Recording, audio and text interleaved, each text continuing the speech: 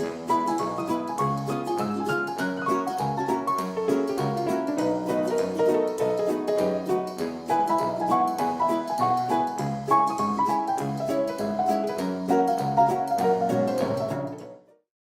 I'm Michael Grassia, and welcome to Get in Tune. I'm here with. Roger Phillips from the Gray Zone Comics. Oh, it's nice to have you with us. Um, Now, let's talk about your background before we get into your comic, because you are a cartoonist. Right. And for those who are unaware, a cartoonist is someone who writes and draws their own stories or jokes or whatever. Also, just for those, again, who don't know, in the industry, we call a joke a gag. So we may use that term interchangeably here. So, Roger, why don't you tell us about yourself, what got you into cartooning, what are some of your influences, things like that? Sounds good. Okay. Well, I liked art, my whole life. I was drawing, at 4 years old, as soon as I could start, picking up a marker. And then my parents were very encouraging, and, they said, go ahead, pursue that interest of yours. And all through high school, of course, doing that. And I had some good art teachers, over the years, and they too were very encouraging. And they pushed me through, and I went to college as an illustration major, first at a little community college in Dutchess County. And then I graduated from FIT. In general illustration. Okay. And, I was next to those people who were drawing those beautiful fashion models. And here I was drawing my silly, ugly creatures.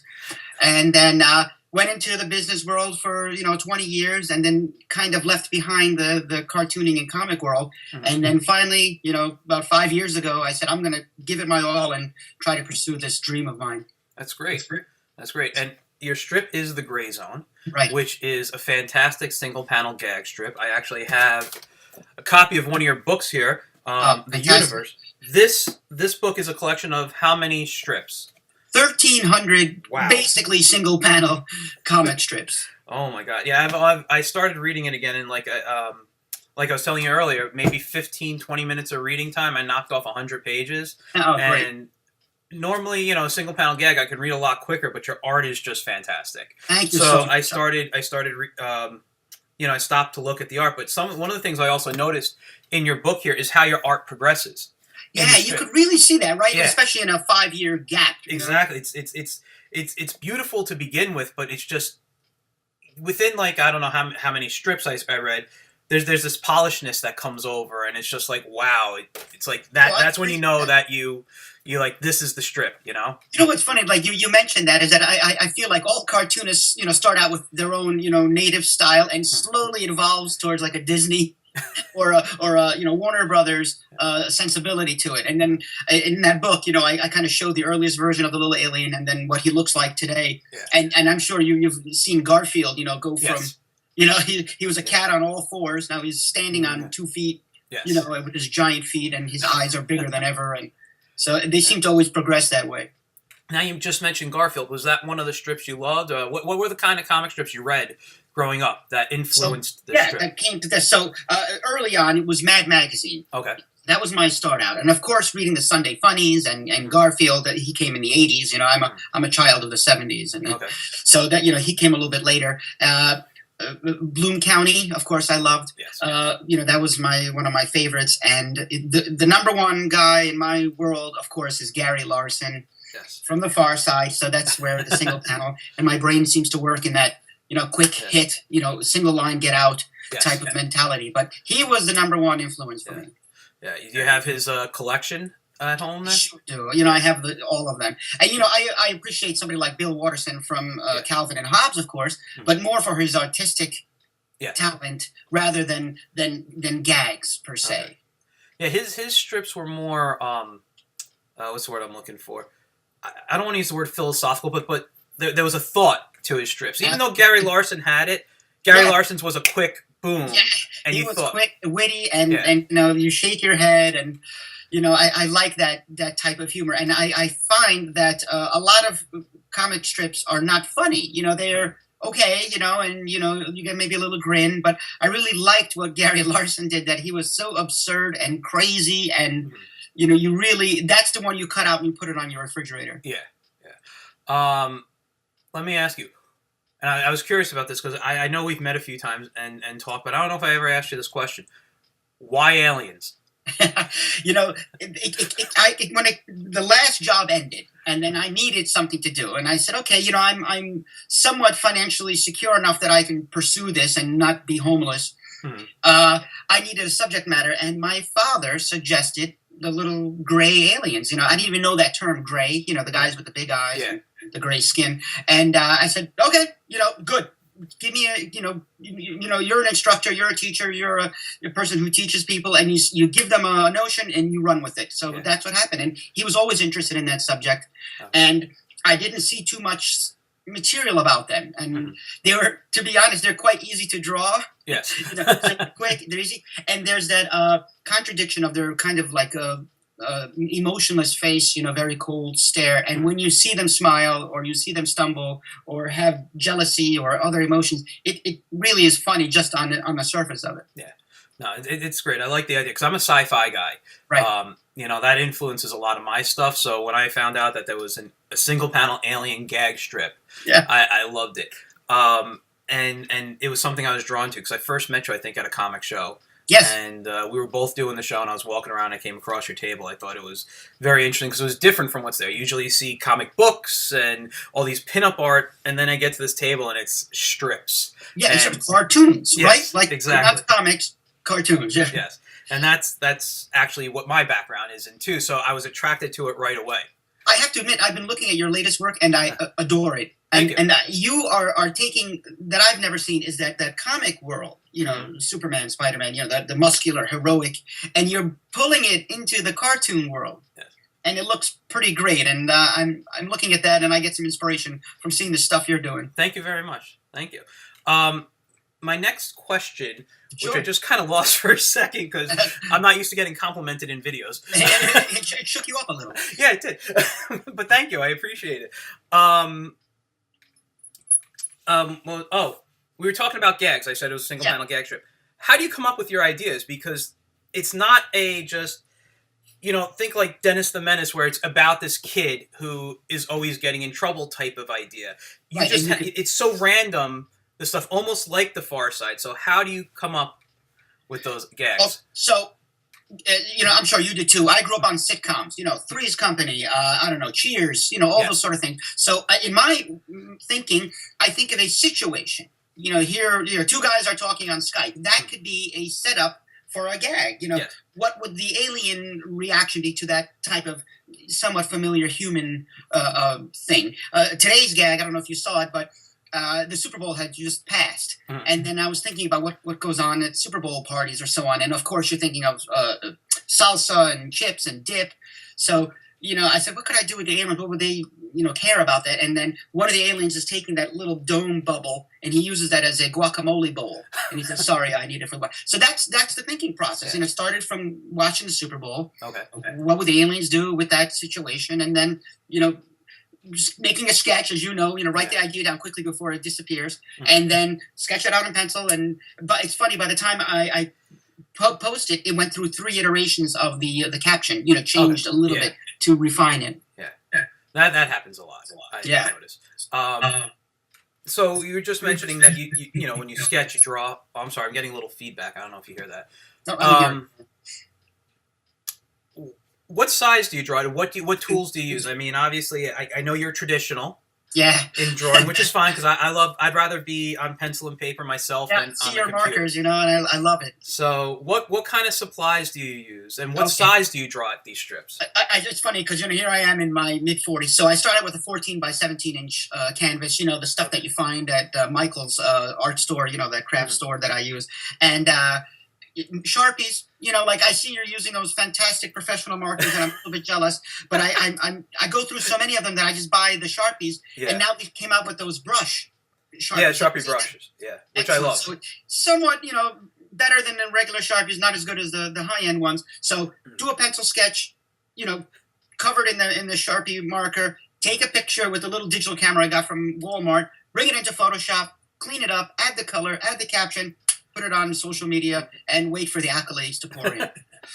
So when you go into Photoshop from the drawing, because you're shooting on a digital camera, right, which I wasn't aware, I thought you would scan these in. Yeah. How long from entering Photoshop, because you said there's a cleanup process, right, and you do color, not always like a lot of color, but there's always a bit of coloring in there. Yep. And do you do your text, the gag line in there as well? Exactly. And Okay.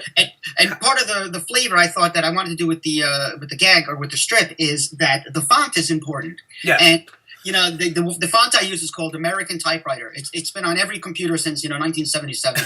But it looks like something the government would use, when they're writing a report about aliens. So that goes on, at the end, and then the cleanup process is obviously removing any sort of pencil marks and some smudges that may be there, and pumping up the markers. And it's funny because they're so expensive, as you know, the markers, that sometimes I'm squeezing out every last drop of ink. Yes. And then they're quite light, so I go in, with the Dodge and burn tool and burnish it to make it pop a little bit more. Okay. Sharpen it, that sharpen filter. And then sometimes I'll even grab real textures like concrete or grass and then pull that into the image. I've noticed that. I actually like when you do that a lot because you don't see that in many strips today. But it's kind of a new thing, so I'm happy about that. It was a technique used, a long time ago. I don't notice it in a lot of strips today because everything's digital. Yeah. So. And I think I step between the divide because I'm a bit old school, obviously, with the markers and paper, and the new school, obviously, with the computer enhancements, But I still don't draw on a tablet like a Wacom or the new iPad tablet. I've never even tried that, So I don't know what that would be like, And I'm comfortable in that medium. And then, it kind of, I'm bridging those two worlds. So since you don't use like a tablet when you're coloring in Photoshop, everything's done with a mouse? With the old school mouse, I was drawing on the Apple II GS, with the mouse using a program called D-Paint. So I'm okay with the mouse. I can be somewhat proficient with, drawing with the mouse, brush strokes and things like that. Interesting. Because I didn't think you used the mouse for that type of stuff. I did. And it's funny because, I had a tablet, now and then, and it just never felt right to me. There's a bit of a disconnect, And then I never got over that. Yeah, no, I have the same problem with the tablet. However, I've been trained on it for professional work, and I use a Cintiq at my day job, and when I'm on there, I love it because I have the screen right there, and I draw right on there. And that's much more modern. I had the old one. You have to look at your hand and look at the screen. No? Yeah, at home though, I have just a tablet. I have to look at the screen, and it's funny when I started working on the Cintiq at work. I would draw on the Cintiq but look at the monitor, even though there was a monitor right there because I was just so trained. And now when I come home, I gotta rework sometimes my brain. So switch the brain. Yeah, exactly. But I to me, pencil and paper is the way to go. I love it. There's something tactile to it. I like the smell. I like the feel. You've heard of the term the tooth. There's a tooth to the paper, and I like that. And I admire people who do things in the physical world and bring them into the digital. Yeah. That's what I like. And just out of curiosity, though, how long is a process for you to create one comic, say from beginning to end?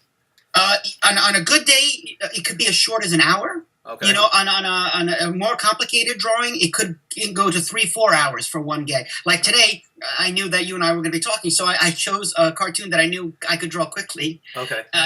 Because the other idea I had today had to do with that Walk of Fame, the Hollywood Walk of Fame. Yes. And it would take more time to create those stars, and I had some tourists being around there, and which brings up an interesting point is that with the computer, it can cut down your work time because, and this is funny, the aliens do look alike. Yeah. And I can clone them in the computer and make, hundreds of them. Yes. And then sometimes I'll go through I was in the mood to draw, so I did one gag with 50 aliens, and I literally drew 50 little aliens, and people went ahead and counted them all and make sure that I did do 50 of them, in fact. But that was more like an artist would like to do, just meditates for 2 hours and draws dozens of little guys. Actually, you said that you knew we were talking today, so you did something quick. Do you draw your strip daily, or do you do any work in advance, and then this way they're just ready to go? For the most part, daily. And then if I know that I won't be home or I'll be away for a few days or a week, I will draw them in advance, put them on my tablet, send them to my email, and store it on the tablet. And then hopefully wherever I am, a motel or something, they have Wi-Fi.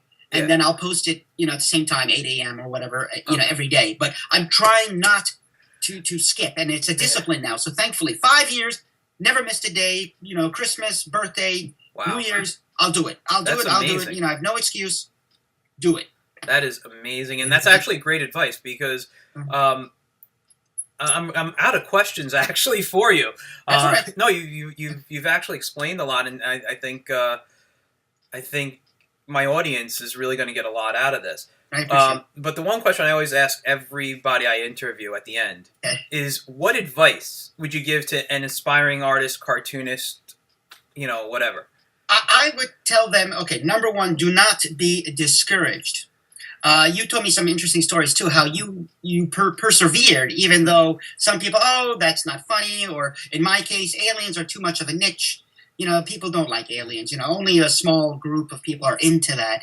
To Yeah. which I answer, yeah, because tons of people were into kitchen sponges, which became SpongeBob. So that's silly advice. And I think artists and creative people think outside of the norms of society. So keep going with it. And I'm constantly surprised what makes it into publication and becomes a huge hit, Yeah. really literally out of the blue. Yeah. And if you can, draw a sketch every day. You're a good example of that. I keep seeing your work, and it motivates me. It's a friendly competition. I think. Like I say, oh, damn, that's good. And then I grab my pen. So when I was in school and you're with your classmates and you see he can draw, I don't know, dogs really well. Yeah. Well, then you learn from him, and then that girl, she can draw landscapes really well. Well, Yeah. go in that direction a little bit. And I read that a writer is not a writer unless they're writing. An artist is not an artist unless they're drawing or painting. A musician, unless they're playing the instrument, they're not a musician. So that's the advice I would give. And do it every day, and just keep plugging away, and you'll filter out the negative people, and the good support will come. That's great advice. Well, Thanks. Thank you very much. I know you have a busy day today, Yeah, so I I'm going to let you go. Is there anything you want to plug? I mean, the website, obviously, I was going to put the website up at the end of this. Come look at me on Facebook, and you could find me as Close Encounter Studios. That's the overarching. It's like Alphabet with Google now. And just the grayzonecomics.com. They can go find it there. grayzonecomics.com, and every day I put a new one up. Okay. Share it.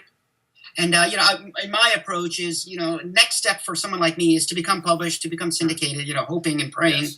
And my approach is that let it get out into the world, and then some rich guy with a cigar, will say like, let's sign this guy. We're going to make millions of dollars from him. So that's my approach. So I'm hoping for the you. gets out, the better. I'm really hoping for you. And just one last thing before we go, because you mentioned the website. Yeah. You're also on Comic Sherpa, which I don't know if people are aware of, but a great thing. And more attention I get over there would be great. Yes, There's a free side, so it's people, aspiring artists like ourselves, who can put their work over there. And then you're on the same website as Garfield and Calvin and Hobbes. And then occasionally, from what they say, people make the hop over into the professional syndicated side, and then it becomes a paying job that your mom would be proud of. So okay, I'll make sure to add that link for people to go to as well. Awesome. All right. Well, thank you very much. We'll definitely be talking soon, and have a good day. Thanks again. Thank you, Michael. Thank you.